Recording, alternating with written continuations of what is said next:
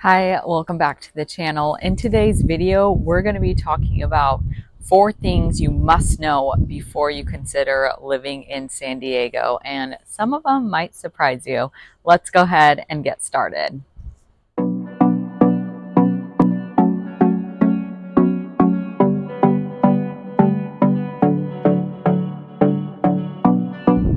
All right, so today's video, we're going to be going over 4 things that you need to know before considering moving to San Diego. So, the first one we're going to talk about is the cost of living. So, you should not be moving to San Diego if you are seeking affordability or ease in the financial sector because it is very expensive to live here. Carlsbad for a single detached home is right around $1.8 million. Encinitas, the average price for a detached home, $2.8 million. It is insane how expensive it can be to live here.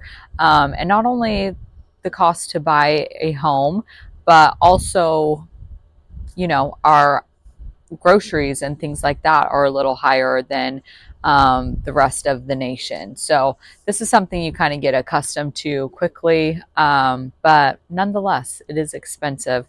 Our gas is usually, right now, it's hovering just under $5, which is definitely higher than the national average as well.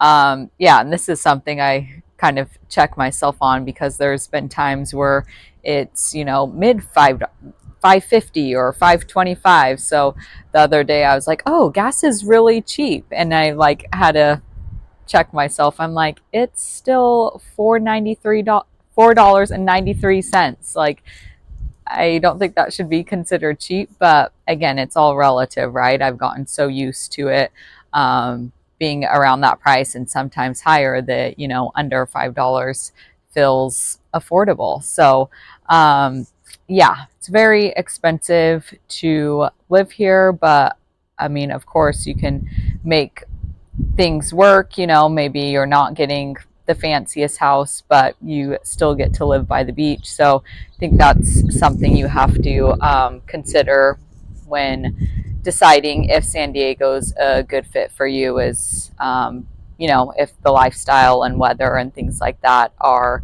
worth the cost of living, and maybe not having as large of a house or as large of a yard as maybe you would in other places, but you get the beach. So, anyways, but yeah, don't come to San Diego if you're seeking affordable living, because that is just not something that you find here. My team and I hear from people just like you all the time, and we absolutely love helping them. So if you're thinking of making the move out here to San Diego in the next few weeks, months, or even in the next year, it's never too soon to start planning your move.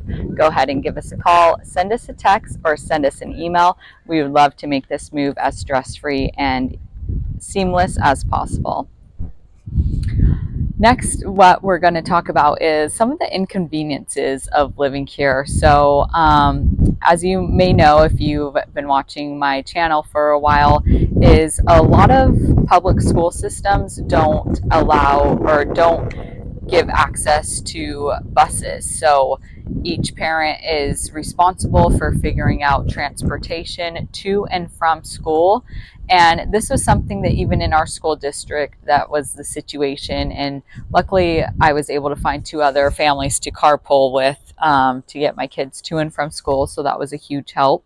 But just last year, our school offered buses to transport the elementary children to and from school. But of course, this does not come for free. So the cost is $750 per kid per school year. So I have 2 children in elementary school, so I'm paying $1,500 a year to get them to and from school. And obviously, when you think about it, it is a bargain in comparison to the gas money that I spent and just the hassle of getting to school early to pick them up and dropping them off. So I think it is well worth it, but I know so many other areas in the country where these are just services offered for free through their tax dollars. So it's kind of interesting.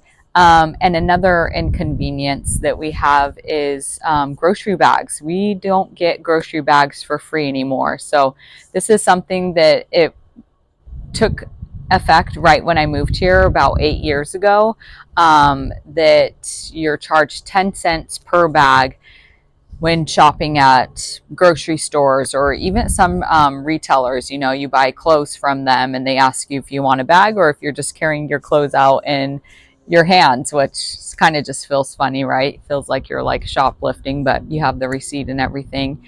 Anyway, so this is something that even though I've been here for 8 years, I cannot get used to the idea of, you know, every time I walk into Target, I'm always forgetting my shopping bags that are in the back of my trunk. So inevitably, I keep rebuying bags, which doesn't sound too big of a deal, but I mean, it kind of adds up to be a lot of money.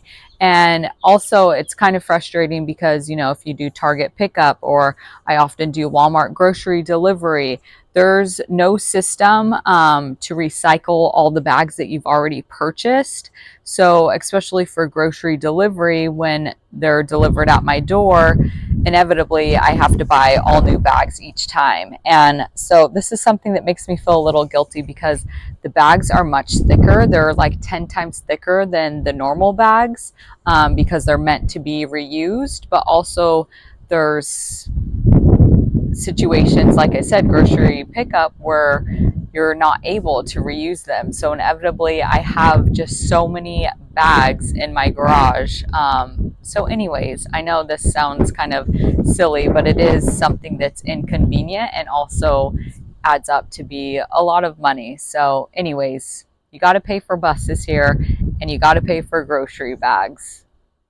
All right, the third inconvenience that we're going to talk about is home insurance. So, yeah, a lot of home insurance companies have completely left California altogether.